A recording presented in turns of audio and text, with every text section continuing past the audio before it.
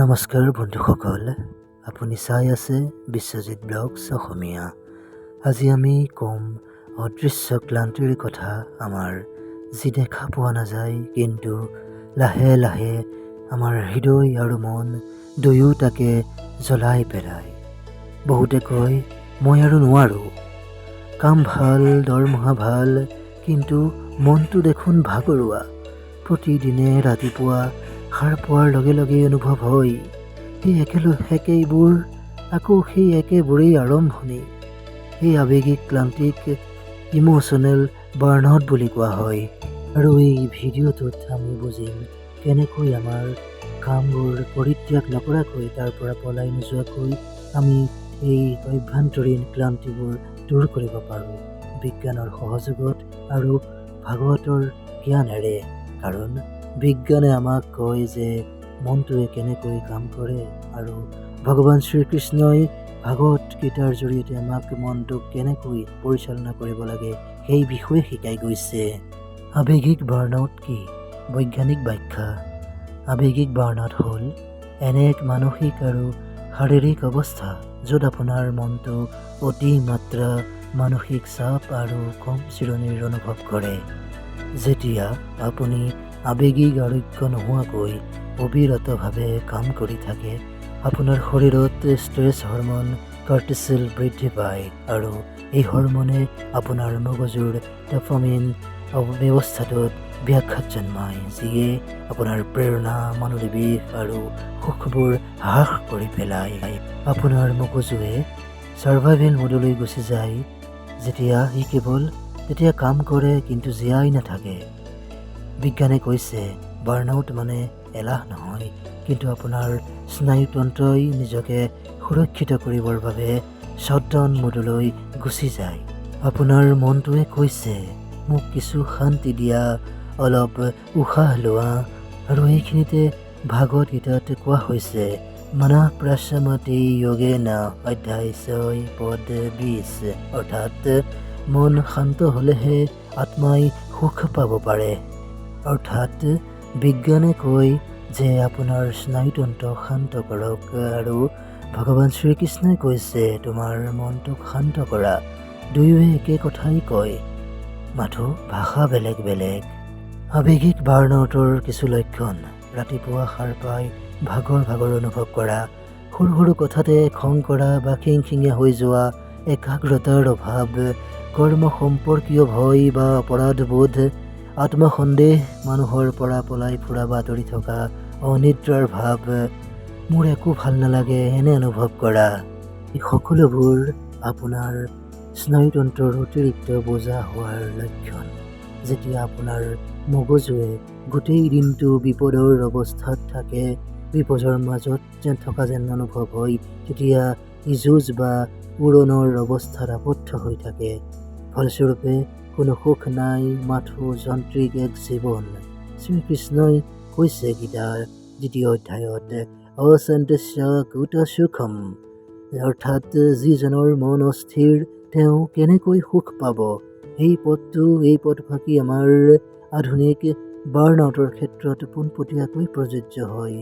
মনটোৱে যেতিয়া শান্তি হেৰুৱাই পেলায়, তেতিয়া সুখ অনুভৱ অসম্ভৱ হৈ পৰে।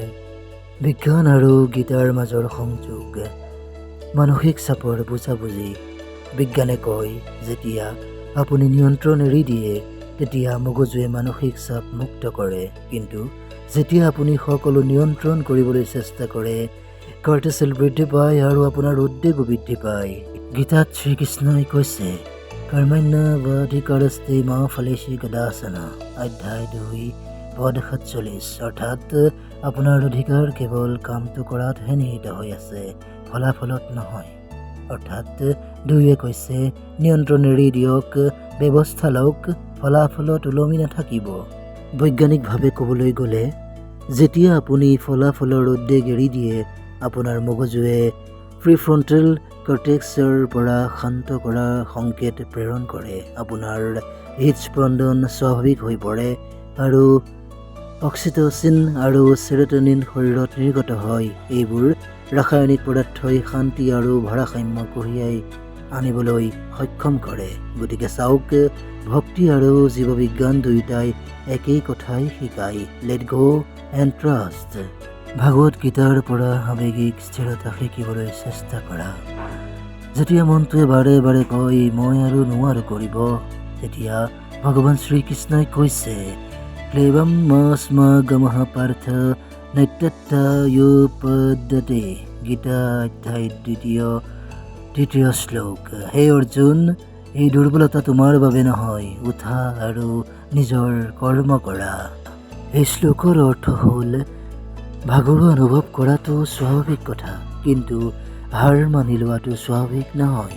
বিজ্ঞানে কয় যেতিয়া আপুনি ইতিবাচক শব্দ ক'বলৈ বা প্ৰতিশ্ৰুতি বা আত্মকথা ব্যৱহাৰ কৰে, আপোনাৰ মগজুৱে নিউৰোপ্লাষ্টিচিটি সক্ৰিয় কৰে, অৰ্থাৎ আপোনাৰ মগজুৱে নিজকে পুনৰ নিৰ্মাণ কৰে।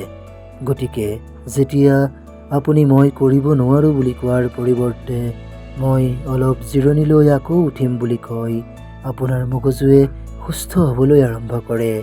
আৰু এয়া কৃষ্ণ বাৰ্তা, উঠা অৰ্জুন, তোমাৰ সময় এতিয়াও শেষ হোৱা নাই, তুমি ক্লান্ত হৈ নপৰিবা। বৈজ্ঞানিকভাৱে ব্যৱহাৰিক আৰু আধ্যাত্মিক কিছু পদক্ষেপ। এতিয়া কিছু সহজ উপায় জানো হওক।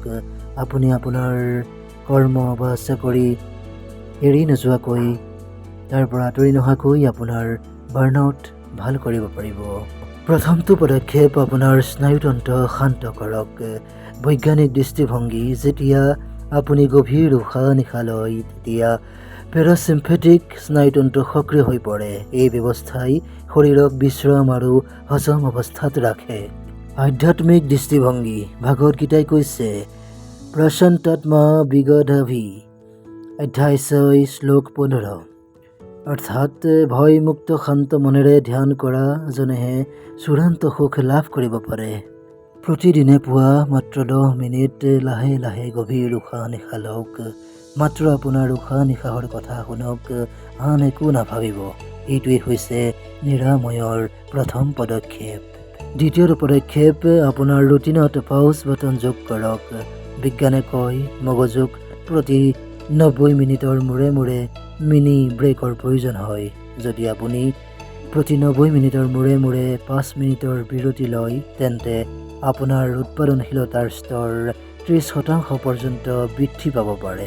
গীতা সংযোগ, শ্ৰীকৃষ্ণই কৈছে নাত্যস্নাতস্তু যোগস্তিনা চৈকান্ত মনশ্ৰান্ত। গীতা 6 অধ্যায় 16 নম্বৰ শ্লোক। যিয়ে বেছিকৈ নাখায়, বেছি উপবাসো নকৰে, তেওঁকে যোগী বোলা হয়। অৰ্থাৎ মাদৰ্শনী মূল কথা, বেছি কাম কৰা নহয়, বেছি জিৰণি লোৱা নহয়, মাত্ৰ ভাৰসাম্য। কৃতজ্ঞতা আৰু ভক্তিৰ অভ্যাস কৰক। বিজ্ঞানে কয় কৃতজ্ঞতাই আমাৰ শৰীৰৰ ডপামাইন আৰু চেৰ'টনিনৰ মাত্ৰা বৃদ্ধি কৰে। ই আমাৰ হতাশা আৰু বাৰ্ণআউট দুয়োটাকে প্ৰতিৰোধ কৰিব পাৰে। প্ৰতিদিনে আপুনি কৃতজ্ঞতা প্ৰকাশ কৰা 3টা কথা লিখক। আধ্যাত্মিকভাৱে শ্ৰীকৃষ্ণই ভাগৱত গীতাত কৈছে যৎকৰোষি য়দশ্নাসি তৎকুৰুষ্ব মদৰ্পণম। অধ্যায় 9 শ্লোক 27। অৰ্থাৎ যি কৰক মোক অৰ্পণ কৰক। যেতিয়া আপুনি আপোনাৰ কাম, আপোনাৰ খাদ্য, আনকি আপোনাৰ ক্লান্তিও ঈশ্বৰৰ ওচৰত অৰ্পণ কৰি দিয়ে, তেতিয়া সেই কাম ভক্তি হৈ পৰে, বোজা নহয়। চতুৰ্থটো পদক্ষেপ, টোপনিকে ভক্তিলৈ পৰিণত কৰক। বিজ্ঞানে কয় টোপনি হৈছে মগজুৰ বাবে বিষমুক্তকৰণ প্ৰক্ৰিয়া। টোপনিৰ অভাৱ মানে মগজুৰ কুঁৱলী আৰু আৱেগিক ভাৰসাম্যহীনতা। শোৱাৰ আগতে 2 মিনিট ভগৱান শ্ৰীকৃষ্ণৰ নাম পাঠ কৰক আৰু মনতে কওক, হে কৃষ্ণ প্ৰভু, মই এই দিনটো তোমাৰ ওচৰত সমৰ্পণ কৰিছোঁ। আপোনাৰ অৱচেতন মনটো শান্ত হৈ শুব। সেই টোপনিয়ে কেৱল শৰীৰৰ বাবেই নহয়, আপোনাৰ আত্মালৈও বিশ্ৰাম কঢ়িয়াই আনিব। পঞ্চম পদক্ষেপ, পূজা হিচাপে কাম কৰাৰ মানসিকতা। যেতিয়া আপুনি আপোনাৰ কামক সেৱা হিচাপে গণ্য কৰে, মানসিক চাপ কৰ্তব্যলৈ পৰিণত হয়। বিজ্ঞানে কয় অৰ্থপূৰ্ণ কামে বাৰ্ণআউট হ্ৰাস কৰে। যেতিয়া মনটোৱে এটা উদ্দেশ্য বিচাৰি পায়, মানসিক চাপৰ হৰমন হ্ৰাস পায়। ভগৱান শ্ৰীকৃষ্ণই গীতাত কৈছে স্বধৰ্মে নিধানম শ্ৰেয় পৰধৰ্ম ভয়াবহ। গীতা অধ্যায় 3 শ্লোক 35। সততাৰে নিজৰ কৰ্তব্য পালন কৰাটোৱেই উত্তম, অৰ্থাৎ আপোনাৰ কামক ঈশ্বৰৰ সেৱা বুলি গণ্য কৰা। প্ৰতিটো ফাইল, প্ৰতিখন সভা, প্ৰতিটো কাম পূজা হ'ব পাৰে যদি উদ্দেশ্য বিশুদ্ধ হয়। 6 নং পদক্ষেপ ডিজিটেল ডিটক্স আৰু মাইণ্ড ৰেষ্ট। বিজ্ঞানে কয় ছ'চিয়েল মিডিয়াই বাৰ্ণআউট আৰু বৃদ্ধি কৰে। ডপামিনৰ স্পাইক আৰু তুলনাই মনটোক অস্থিৰ কৰি তোলে। গীতাই কৈছে ইন্দ্ৰিয়ানুদিশস্থায়াৰ্থে ৰাগদ্বেষো ব্যৱস্থিত। গীতাৰ অধ্যায় 3 34 নম্বৰ শ্লোক। ইন্দ্ৰিয়বোৰ বিষয়বস্তুৰ প্ৰতি আকৰ্ষিত হ'বই, কিন্তু সেইবোৰ নিয়ন্ত্ৰণ কৰাটোৱেই যোগ। প্ৰতি সপ্তাহত ফোনবিহীন ৰাতিপুৱা এটা কটাওক। প্ৰথমতে কঠিন যেন লাগিব পাৰে, কিন্তু লাহে লাহে সেই ৰাতিপুৱাটোৱেই আটাইতকৈ সুন্দৰ, ধুনীয়া যেন লাগিব আপোনাৰ।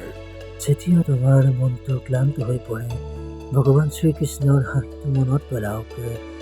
তেওঁৰ চকুত কৰুণা, মমতা, যি সকলো উত্তেজনা, সকলো দুখ দ্ৰৱীভূত কৰিব পাৰে।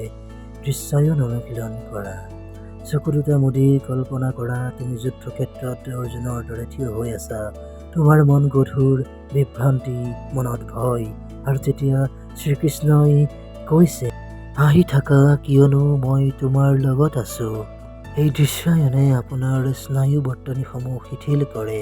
বিজ্ঞানে কয় ধনাত্মক দৃশ্যায়ন এমিগডালাক শান্ত কৰে, অৰ্থাৎ যিটোৱে আমাৰ মানসিক চাপ নিয়ন্ত্ৰণ কৰে। ভক্তি আৰু বিজ্ঞান দুয়োটাই একে কথাই কয়, মৰমেৰে নিজৰ মনটোক সুস্থ কৰা। সকলোৰে জীৱনত সেই মুহূৰ্তটো আহে যেতিয়া এনে লাগে যেন আৰু নহয়, কিন্তু সেইটোৱেই হৈছে পৰীক্ষাৰ প্ৰকৃত মুহূৰ্ত। শ্ৰীকৃষ্ণই কৈছে নাহি কশ্চিৎ ক্ষণামপি জাতু তিষ্ঠত কৰ্মকৃত। গীতাৰ অধ্যায় 3 শ্লোক 5। অৰ্থাৎ কোনো ব্যক্তিয়ে এক মুহূৰ্তৰ বাবেও কোনো কাম নকৰাকৈ জীয়াই থাকিব নোৱাৰে। অৰ্থাৎ কামৰ পৰা পলায়ন কৰাটো অসম্ভৱ, কিন্তু মনত শান্তিৰে কৰাটো সম্ভৱ হয়। বিজ্ঞানে কৈছে যে আপুনি আপোনাৰ কাম বা চাকৰি এৰি দিয়াৰ পাছত হ্ৰস্বম্যাদী সকাহ পাব পাৰে, কিন্তু দীৰ্ঘম্যাদীভাৱে অপৰাধবোধ আৰু পৰিচয় সংকট বৃদ্ধি পায়। গতিকে আপোনাৰ কাম সলনি কৰাৰ আগতে ইয়াৰ প্ৰতি আপোনাৰ মনোভাৱ সলনি কৰক। ৰাতিপুৱাৰ ৰ'দত 10 মিনিট সময় কটাওক। ভিটামিন ডিয়ে আপোনাৰ মেজাজ সুস্থিৰ কৰি তুলিব। গোটেই দিনটো প্ৰচুৰ পৰিমাণে পানী খাওক। হাইড্ৰেশ্যনে ষ্ট্ৰেছ হৰমন পাতল কৰিব। প্ৰতি সপ্তাহত 1 ঘণ্টাৰ প্ৰকৃতি খোজ কাঢ়ক। প্ৰকৃতিয়ে ভেগাছ নাৰ্ভক শিথিল কৰিব। প্ৰতি দেওবাৰে মৌনতাৰ উপবাস কৰক। কোনো অভিযোগ নাই, কোনো তুলনা নাই। এই সকলোবোৰ আধুনিক স্নায়ুবিজ্ঞান আৰু গীতা দুয়োটাতে প্ৰমাণিত হৈছে। শান্তি বাহিৰত নহয়, অভ্যন্তৰীণ অভ্যাসতহে থাকে। কৰ্মযোগৰ অৰ্থ নিজৰ কাম কৰি যাওক, কিন্তু মনৰ প্ৰতি থকা মোহ এৰি দিয়ক। যেতিয়া আপুনি এই কাম কৰে, আপোনাৰ শক্তি বাহিৰলৈ বৈ নাযায়, ই ভিতৰলৈ ঘূৰি আহে। শ্ৰীকৃষ্ণই গীতাৰ অধ্যায় 2 48 নম্বৰ শ্লোকত কৈছে য়োগস্থ কুৰু কৰ্মাণি। অৰ্থাৎ যোগাসনত থকাৰ দৰে নিজৰ কাম সম্পন্ন কৰক, ফলাফলৰ চিন্তা নকৰাকৈ। বিজ্ঞানে কৈছে যেতিয়া আপুনি প্ৰবাহমান অৱস্থাত কৰ্ম কৰে, মগজুত আলফা তৰংগ সৃষ্টি হয়, যিয়ে সৃষ্টিশীল মনোযোগ আৰু শান্তি দুয়োটাকে প্ৰদান কৰে। এইটোৱেই হৈছে যোগক্ৰিয়াৰ অৱস্থা। বন্ধুসকল, বাৰ্ণআউট কোনো দুৰ্বলতা নহয়, ই আমাৰ আত্মাৰ পৰা এটা সংকেত যে ইয়াক পুনৰ সংযোগৰ প্ৰয়োজন, নিজৰ লগত আৰু ঈশ্বৰৰ লগত। বিজ্ঞানে শিকাইছে কেনেকৈ শৰীৰৰ যত্ন ল'ব লাগে, আৰু শ্ৰীকৃষ্ণৰ মুখেদি গীতাই আমাক কৈছে আত্মাক কেনেকৈ সুস্থ কৰিব লাগে, সেই বিষয়ে শিকাইছে। দুয়ো যেতিয়া একেলগে যায়, একেলগে আগবাঢ়ে, এজন ব্যক্তি কেৱল উৎপাদনশীলেই নহয়, তেওঁৰ শান্তিপূৰ্ণও হৈ পৰে। গতিকে আকৌ যেতিয়া আপুনি আপোনাৰ ভাগৰুৱা যেন অনুভৱ কৰিব, তেতিয়া ইয়াৰ পৰা নপলাব, মাত্ৰ এটা দীঘলীয়া উশাহ ল'ব আৰু কোমলকৈ ক'ব হে কৃষ্ণ, হে প্ৰভু, এতিয়া মই তোমাৰ ওপৰত বিশ্বাস ৰাখিছোঁ। আপুনি দেখিব ভাগৰ আপোনাৰ নোহোৱা হৈ যাব। ই ৰূপান্তৰিত হ'ব, মানসিক চাপ নাইকিয়া হ'ব আৰু ভিতৰৰ পৰা শান্তি বৈ যাব। যদি এই ভিডিঅ'টোৱে আপোনাৰ হৃদয়খন চুই গ'ল, প্ৰতিদিনে হাঁহি থকা কিন্তু ভিতৰি ভাঙি যোৱা সকলৰ লগত শ্বেয়াৰ কৰক এই ভিডিঅ'টি। কাৰণ ভগৱান শ্ৰীকৃষ্ণই কৈছে, শান্তিমা নিৰ্বাণ পৰমা মচ্ছমাস্থমাধি বাগাসতি। গীতাৰ ২য় অধ্যায়। যি মোৰ ওপৰত অটল থাকে তেওঁহে চূড়ান্ত শান্তি লাভ কৰিব পাৰে। জয় শ্ৰীকৃষ্ণ। আৰু যদিহে আপোনাৰ ভগৱান শ্ৰীকৃষ্ণৰ ওপৰত গীতাৰ বাণীসমূহৰ ওপৰত বিশ্বাস আছে, ভৰসা আছে, তেন্তে এনেধৰণৰ আধ্যাত্মিক আৰু বিজ্ঞানসন্মত বাৰ্তাসমূহ আপোনাৰ মানসিক শান্তিৰ বাবে নিয়মীয়াকৈ পাবৰ বাবে বিশ্বজিৎ ব্লগছ অসমীয়া চেনেলটো ছাবস্ক্ৰাইব কৰক, যাতে আমি একেলগে প্ৰত্যেক হৃদয়ত শান্তি আৰু ভক্তিৰ দীপ জ্বলাই যাব পাৰোঁ। ধন্যবাদ।